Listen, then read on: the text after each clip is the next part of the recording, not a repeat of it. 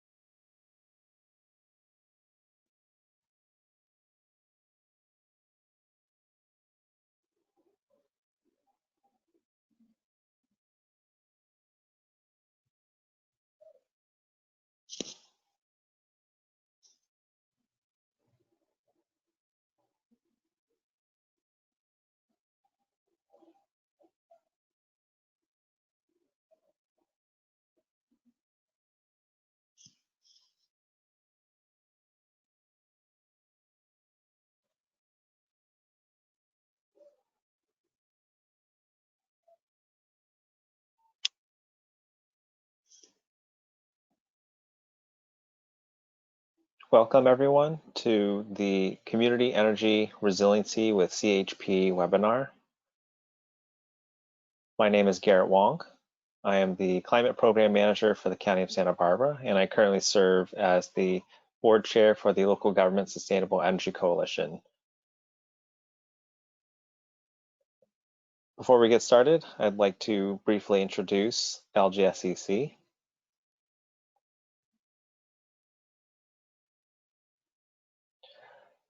The Local Government Sustainable Energy Coalition, or LGSEC, is the only statewide network representing local government interests before state agencies in California.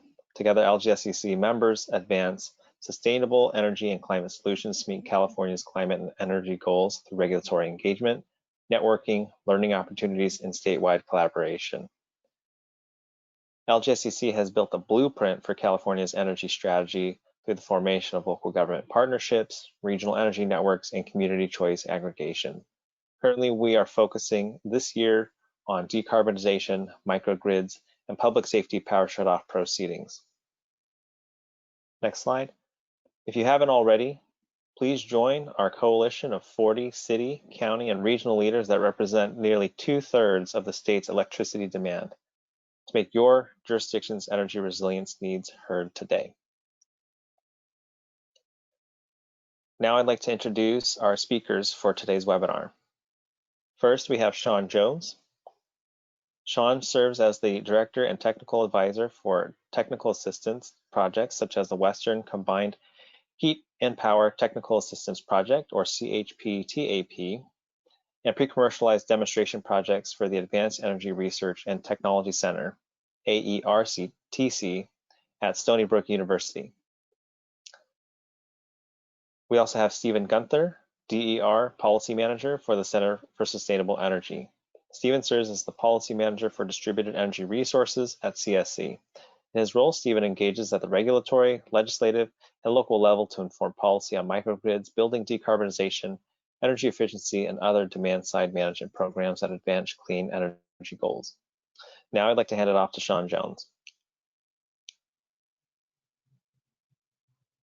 Okay, thanks, Garrett. Good morning, everyone, and welcome to our Community Energy Resiliency with CHP webinar, which is co-hosted by the Center for Sustainable Energy and the LGSEC. I'm Sean Jones, the Director of the Western CHP Tap, and here's our agenda for today's webinar, so you can see how the program will flow. One thing I wanted to alert everyone to, you can input any questions in the chat box, and we're going to have a Q&A at the end, but would love to have you input questions as we go along. Next slide, please.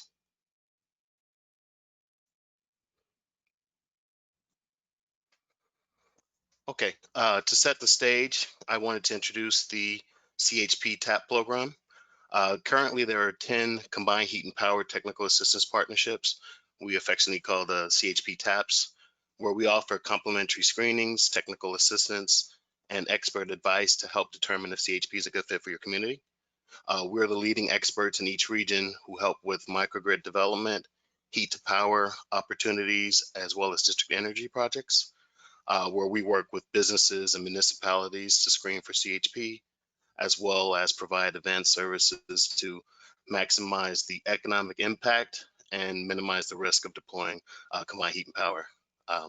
The Western CHP Tap, which I lead, covers the region of California, Hawaii, Arizona, and Nevada, as well as we also provide services for the U.S. territories of Guam, Samoa, and the Northern Mariana Islands. Next slide, please. Okay, our work primarily focuses on three main areas. We have end user engagement, is where we partner with strategic partnerships such as utilities and municipalities, and also hotel associations and different food processing entities, where we advance technical solutions using CHP as a cost-effective and resilient way to lower their energy cost, and then also to build up resiliency. All of the CHP TAPs provide fact-based, non-biased engineering support to help end users determine if CHP works for their site. Our program is 100% funded by DOE funds, and so we are not looking for any costs for our local groups that we engage with. So again, it's no cost to participate in those services. We also have extensive stakeholder engagement, where we partner with regulatory agencies, state energy offices, as well as CHP equipment vendors to identify and reduce barriers to CHP deployment. And finally, as we are a technical assistance partnership, we provide technical services to sites to consider boiler replacements, microgrid deployment, or just to screen for CHP opportunities, as well as support them with understanding tariffs and looking at CHP financing. Next slide, please. Okay, we have a series of polling questions we wanted to send out to gauge our audience participation, and so we can better serve your needs. So there will be 4 questions that will be on the screen. Please participate. The first question we want to ask is, how familiar are you with combined heat and power technologies? We have 3 options: very familiar, somewhat familiar, or not familiar at all. Please pick one. And I'm giving everyone about 35 seconds, so we'll have a chance to respond.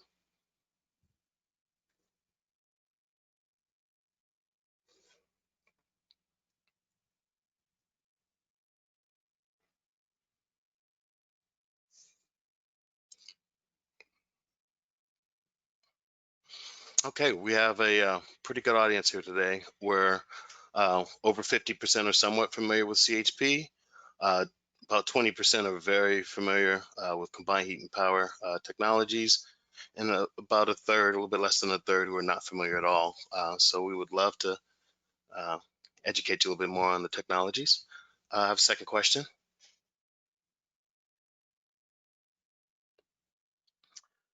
Which category best represents you or your role within your program? City, county staff, utility or energy staff, state agency staff, facility or building manager, or other? Please pick one.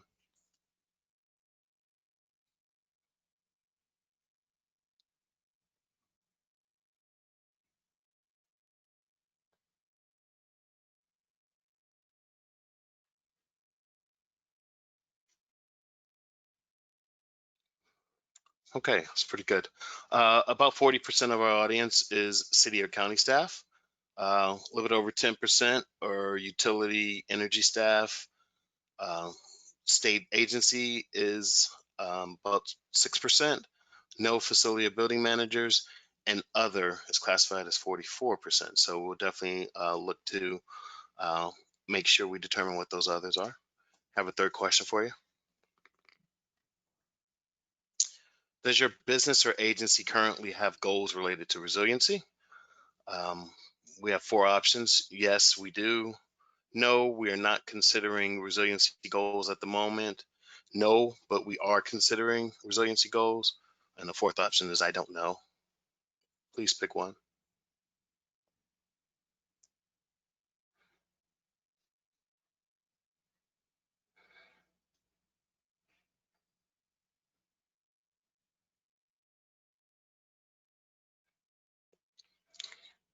Okay, pretty good results. About 47% of the respondents says, yes, we do have resiliency goals. 11% says no and not currently considering any resiliency goals. About a third is no, none in place, but we are considering them. And 11% say they don't know at this particular point in time. It's very good results. Have fourth and final questions. Appreciate your support on this. Fourth question is, does your local utility or CCA have existing CHP deployment programs or considering launching CHP programs? Again, there's four options. Yes, no, they are not considering them. No, they are considering them. Or fourth option is, I don't know. Please pick one.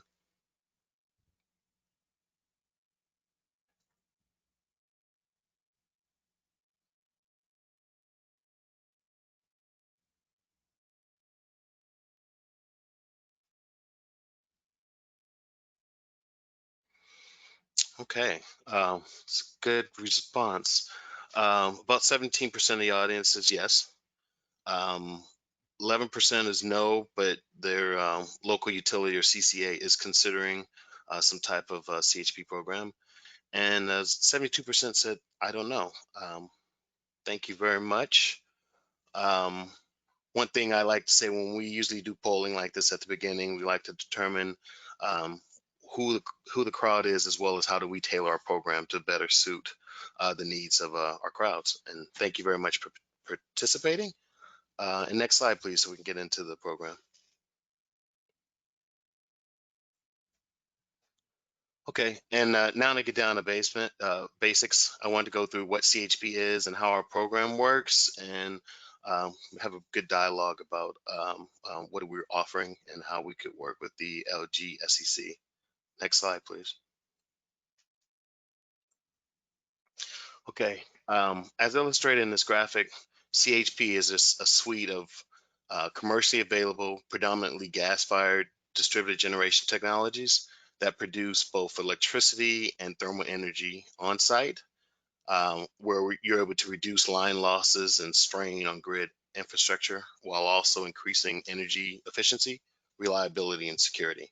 CHP recovers heat that would otherwise be released into the environment and uses on-site thermal needs. So that's steam, hot water, and space heating. We always like to include this graphic because it's simple and it really is a good takeaway of what separate heat and power is and what combined heat and power is. It's just an increased energy efficiency by combining into one system rather than having separate systems. Next slide, please.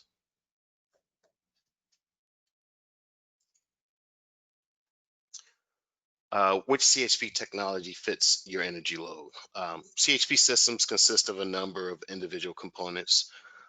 Your prime mover is your heat engine, and then there's a generator, there's heat recovery, and electrical interconnection.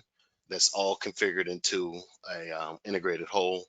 The type of equipment that we look at in our system are fuel cells, reciprocating engines, gas turbines, as well as microturbines and steam turbines. They're very specific applications for each, and that's primarily the technologies that pretty sure a lot of you are familiar with that understand CHP, and those that are not, we'd like to help educate you on their usage and how we can provide for them. Next slide, please. I always like to include this slide because CHP is a mature technology, as there are over 80 gigawatts of installed capacity at more than 4,500 sites across the U.S. As you'll notice, there are quite a few in California, as well as the northeast part of the U.S. In our region, which covers Arizona, California, Hawaii, and Nevada, we have over 38,000 sites that have CHP installed at those locations, which is led by California with, there are actually about 29,000 CHP sites. And in our region, we have 16 gigawatts of that 20 gigawatts that have been installed. The DOE maintains a CHP installation database, and we also provide project profiles of a lot of the systems that are within our regions. Next slide, please. So kind of wanted to outline some of the benefits of CHP. CHP is indeed more efficient than separate generation, as I mentioned from our earlier slide, where you are purchasing electricity from the distribution grid and then using a on-site boiler or some other fuel source to make heating and cooling on site. And due to this higher efficiency, you're able to lower your operating costs. But the one thing we always do remind everyone, this does require capital investment. And that's why we do principal screenings to see payback as well as alternative financing and incentives. The higher efficiency also means there's a reduction in the emissions of pollutants. And our CHP systems, especially in California, are primarily run on renewable gas. As to fit within landfills as well as renewable gas. And also, we're looking to deploy CHP to increase energy resiliency and reliability. And we're also looking to support the integration of CHP within microgrids to complement solar and other clean energy resources. Next slide, please.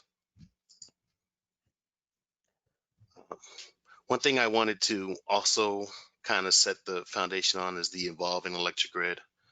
While CHP has been used in the US for quite a while, probably over more than 100 years, it remains an underutilized resource today. It currently represents only 8% of US generating capacity compared to over 30% in other countries such as Denmark, Finland, and the Netherlands. Its use in the United States has primarily been limited by a host of market and non-market barriers. The deployment of solar and storage has really helped to increase the efficiency, but CHP is definitely something that we're looking to also help as a energy efficiency measure, as well as to handle some of the thermal energy requirements that cities and businesses have. Nonetheless, the outlook for increased use of CHP is bright. Policymakers at the federal and state level are beginning to recognize the benefits and its role in a clean, reliable, resilient energy service for businesses and industry. Next slide, please. So kind of wanted to discuss the traditional electric grid. This is one of the new graphics that the DOE has distributed. Where CHP is a energy resources that is by definition, it could be located at or near the point of energy use. While 87% of our existing CHP capacity is located at industrial facilities, CHP can also be an attractive resource for commercial or institutional facilities such as schools and hospitals, or incorporated in district energy systems or in military installations. This type of on-site generation will avoid the transmission and distribution losses that are customarily associated with energy being produced at a source far away at a centralized location and being transmitted to a customer. One thing we're really looking to promote is that CHP's inherent higher efficiency and elimination of transmission and distribution losses will help greatly reduce the use of energy, and it will lower greenhouse gas emissions. Next slide, please. So we're transitioning away from this traditional centralized energy grid to now this transitional, which we will also call a transactive electric grid, where we're looking at innovative approaches to also incorporate CHP, battery storage, EV charging, and different types of systems that are able to be productive investment measures, so that when communities and businesses are looking to upsize their systems or to replace old coal and oil-based boilers, they can look at these types of transactive systems that are a cost-effective source of new generating capacity that's localized and economical. One of the things that we've been really looking at within our region is the economics of CHP. because there actually are improving now with the outlook of biofuel production, renewable natural gas, and renewable hydrogen that we're seeing quite extensively being developed out west. Next slide, please.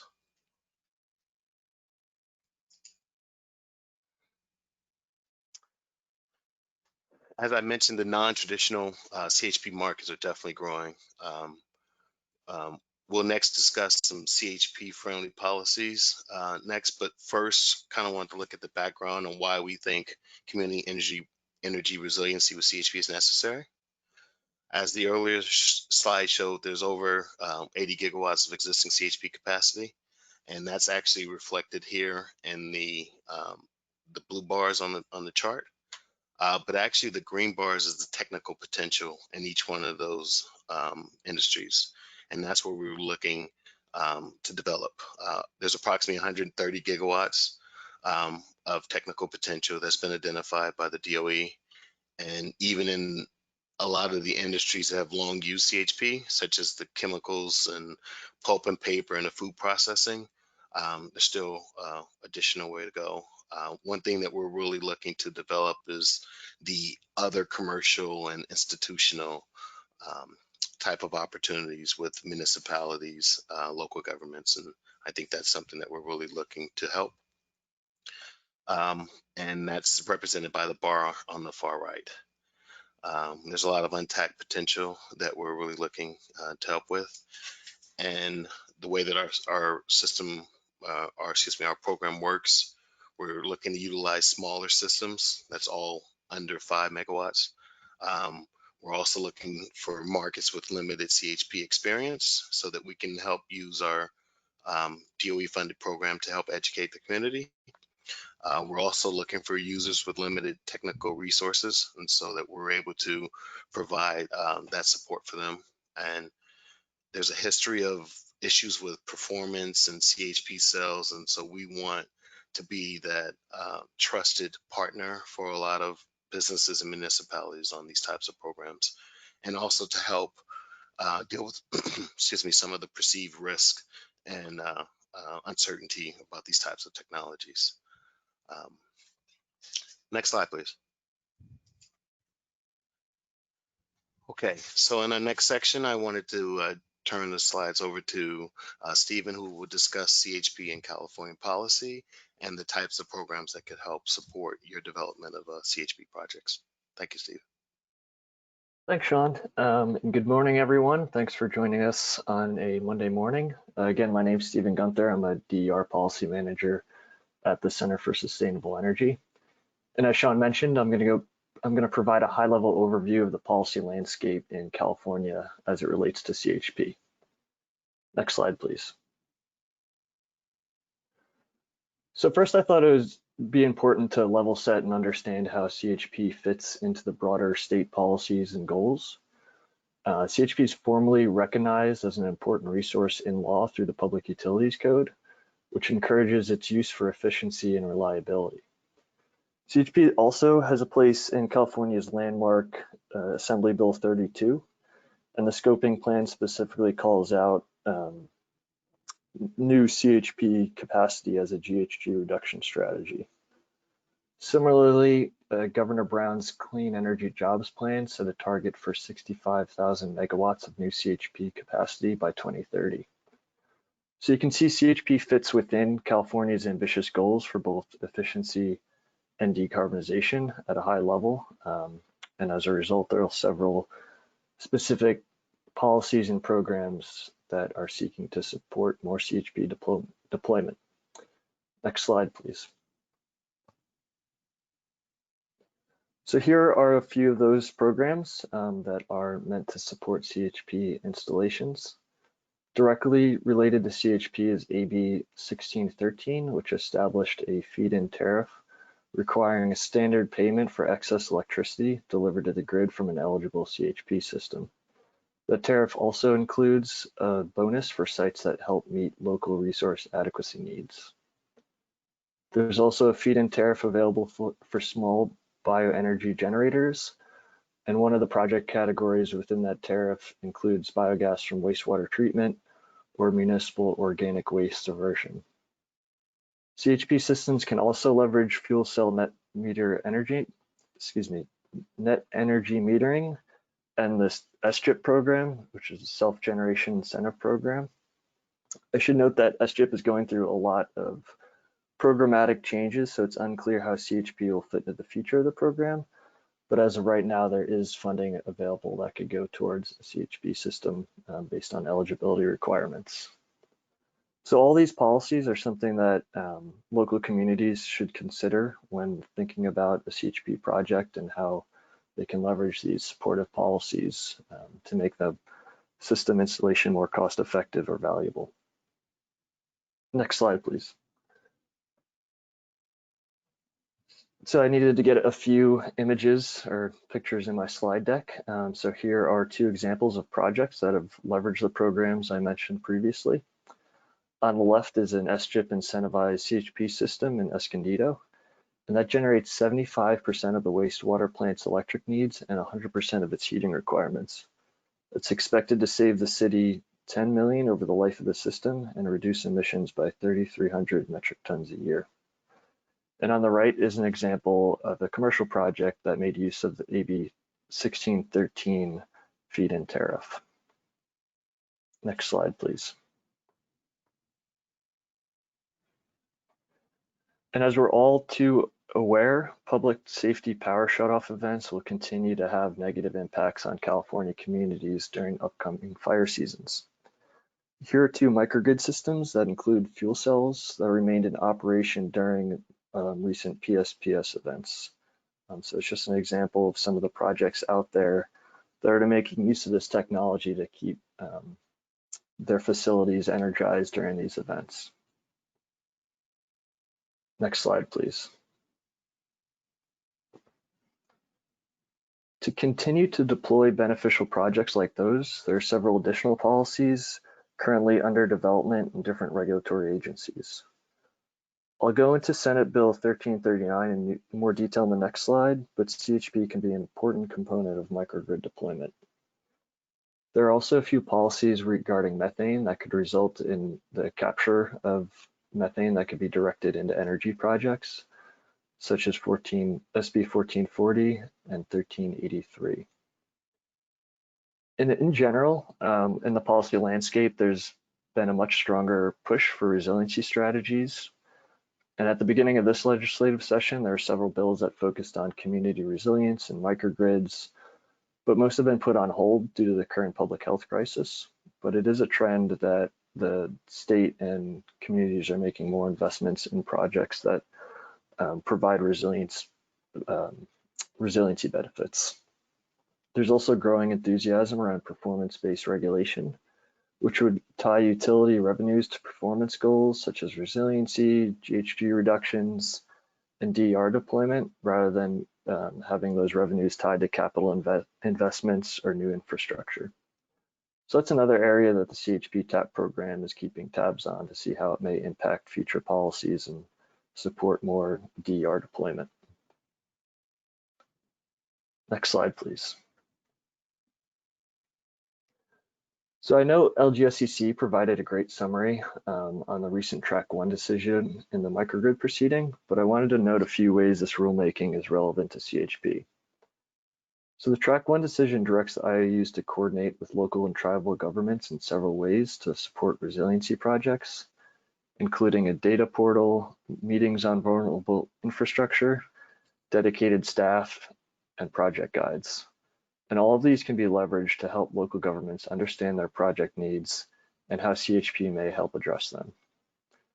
While the decision also had a lot of focus on streamlining interconnection, and that focused on solar and battery storage projects, within the decision, the Commission recognized that requirements for fuel cell installations and other technologies may need to be considered in the future. So this will likely be picked up in Track 2, which is going to address long-term microgrid policies as opposed to near-term solutions. So again, we'll be tracking this and how it may reduce barriers for future CHP deployment. And CSE is actively engaged within this proceeding on a broader policy perspective as well. And with that, I'll turn it back over to Sean.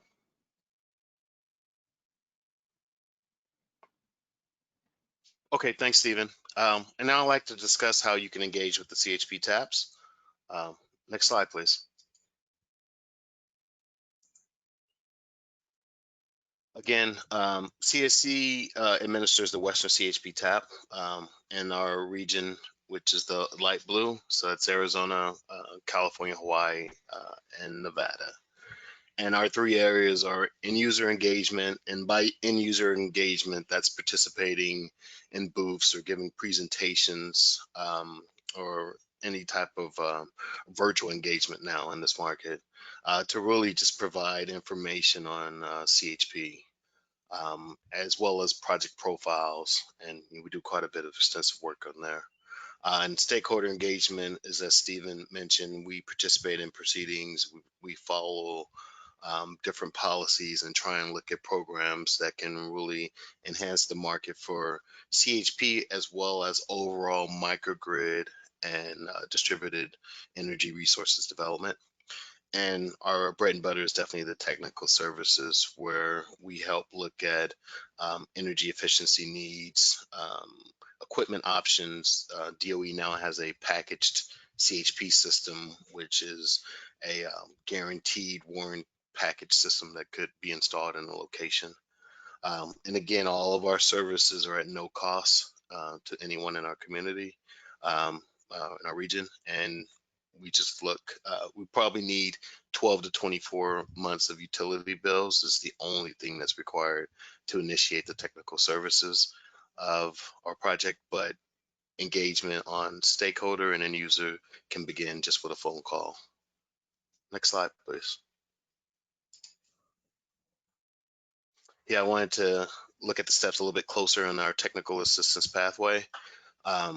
As I mentioned, the quick screening up front is just a preliminary analysis. It's a desktop audit just to look at simple payback calculation if there's a need for consistent thermal energy. A lot of our CHP systems are sized to the need for hot water, steam, refrigeration, and then the recovered heat is used to make electricity. I want to make sure everyone understands that the thermal requirements are how we size our system. We also do feasibility analysis, where and that includes third-party reviews of existing CHP proposals, as well as looking at old microgrid development plans and CHP financing. We'll look at everything. We do quite a bit of work and tariff analysis as well. We do investment grade analysis to a limited extent, where we're looking at equipment sizes and choices. And the last component of our technical assistance pathway is looking at procurement, RFPs, some O&M and commissioning. We can also support that as well. We have pretty wide leash on what we can do, so definitely reach out to me and I can share a little bit more. Next slide, please. So, in summary of kind of the information that we presented today, CHP helps you get the most out of a fuel source, where the higher overall efficiencies lead to lower use of fuel sources on the front side, a reduced economic and environmental footprint. Operating costs will definitely be reduced. We are definitely looking to incorporate more CHP within the microgrid development in our state. CHP is very complementary to solar, storage, and wind deployment. As Stephen mentioned, there are existing policies and programs in California that provide incentives for CHP, as well as feed-in tariffs and net energy metering to install CHP. Our application window is primarily between 50 kW and 20 megawatts. And those are normally the system sizes that we're looking at. In our region, we're specifically focused on energy resiliency, which has been proven in multiple sites in California and the US that have been able to operate during unplanned weather emergencies and PSPS events. And again, the Western CHP Tap can provide this no-cost technical assistance to help with assessment of CHP in your community. Next slide, please.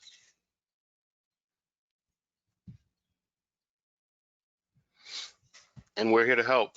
Our entire team is virtual, so we are able to support any type of desktop analysis to participate in any forums that you'd like to have our voice in, and just really just have a conversation about any of the materials shared herein, or any type of technical solutions that may require CHP or any types of savings that way. That's the end of our presentation, and I'd like to now transition over to our question and answers if there are any questions on the presentation or how to access our service.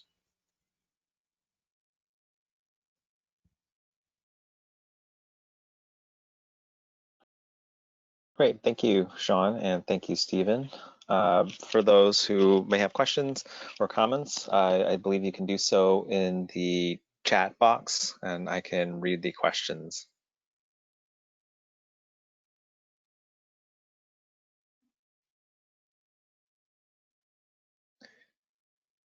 And while people are thinking about their questions, I will go ahead and get started and perhaps just kick it off a little bit. It was mentioned the rate of incentive that could be provided through SGIP, and some of the incentives, other incentives are mentioned. But in terms of kind of bottom line, upfront costs, kind of average discount or incentives that discount that total upfront costs, and ultimately, the payback of a CHP system. I know they vary far and wide in terms of their sizing and application types, but is there a way that you can somehow summarize kind of the general cost implications? It's Sean here. Yeah, we have quite a few diverse applications, and I'll say we've probably screened over, I just saw this number, 300, it was pretty recent, 317 sites that we've screened over the last 4 years, and the average payback is about 6 years payback. And the sizes range from anything, I think our smallest one was 24 kW, and the largest one was 22.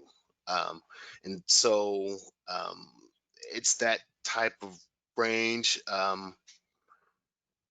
Some of the sites were very dependent on SGIP prior, because the way that the SGIP program was, it would provide up to 40% of the cost of the system. And once SGIP transitioned to primarily a renewable fuel source, that really, and the uncertainty around the pricing of biogas really made it difficult for some locations.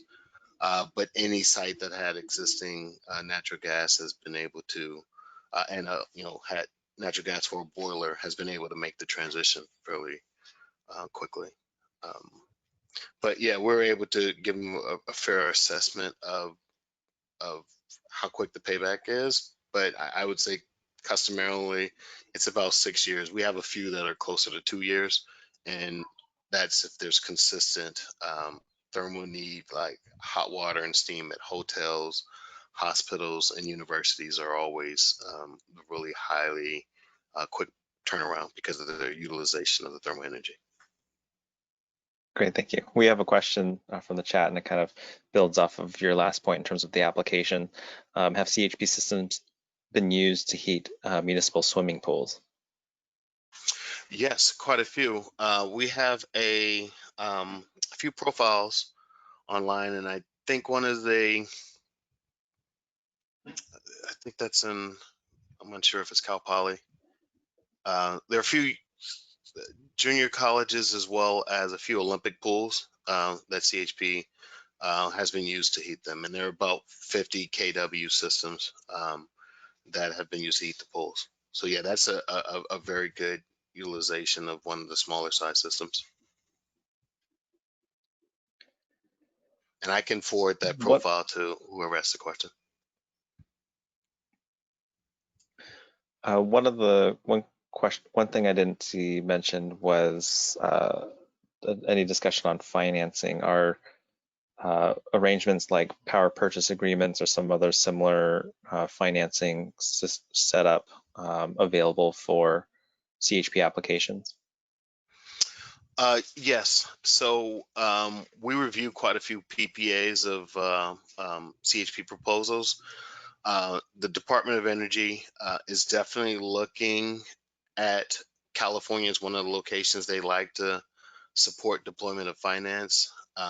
Our program is under the Better Buildings Initiative within the Department of Energy, and so they're looking at different ways to deploy capital. And so the Better Buildings Partners has CHP financial assistance. And so that's some more information that's still under development.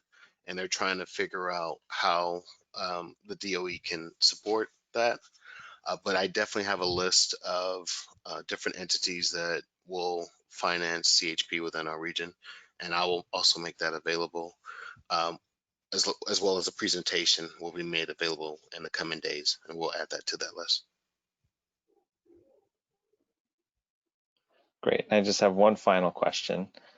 Sure. I think, as most of us know, there's a lot of attention on decarbonization, primarily through electrification.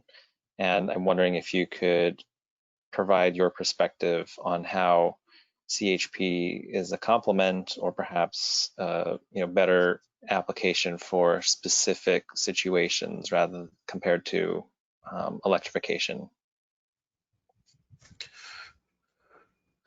Right.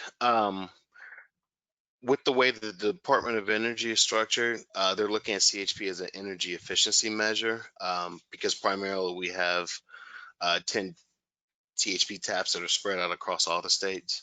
And so decarbonization is not a priority in all of the regions.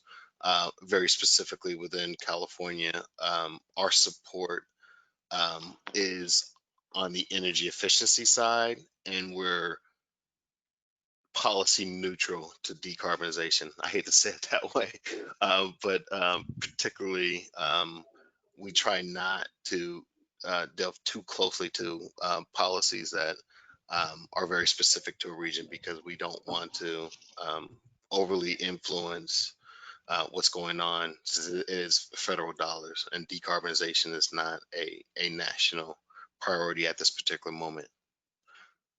But CSE has CHP's entire mantra is to decarbonize, and so we're we the CHP Tap, the Western CHP Tap, is looking to support that through our program as well as we can.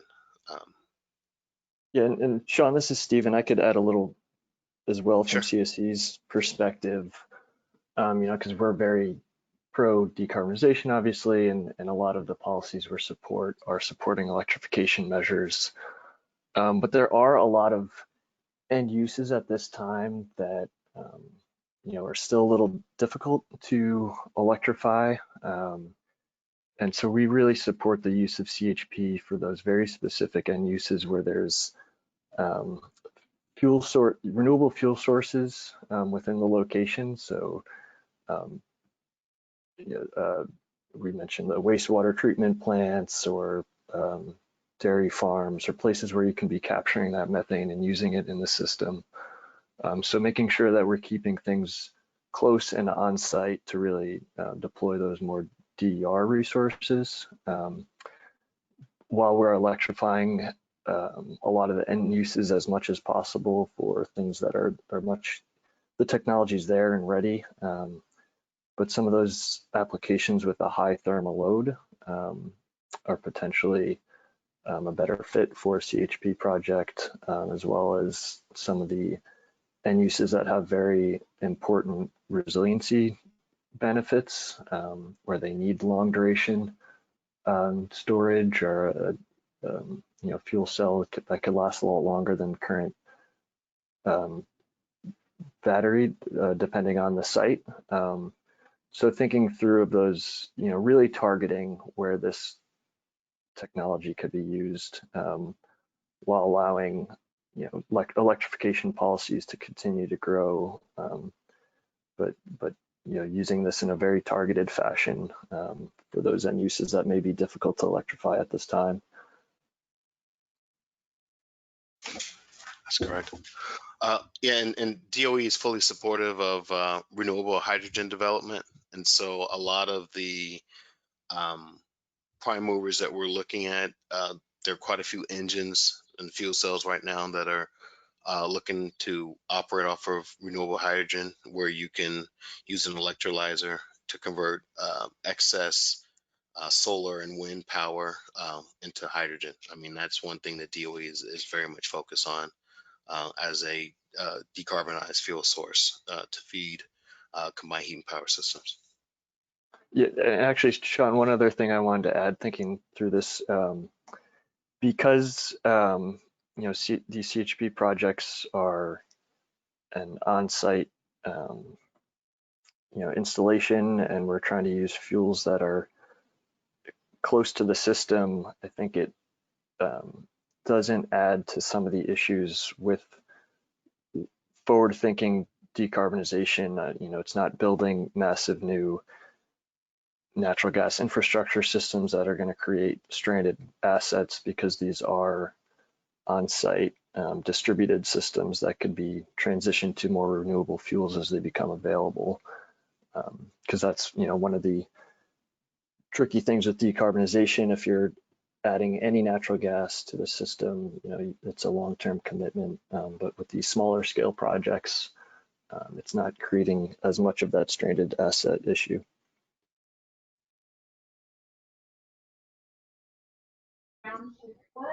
Great.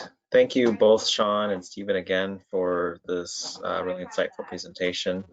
We really encourage the participants to look into this free technical assistance resource.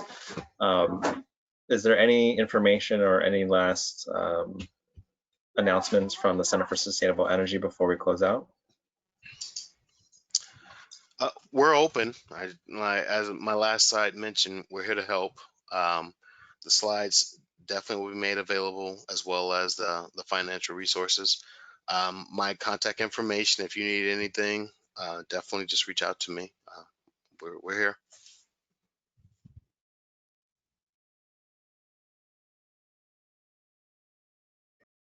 And thank you for hosting us. Okay, great. I'll thank you everyone again, and we'll give you back 10 minutes of your day. Have a good week. Thank you. Thank you, Garrett. Thank you, Stephen.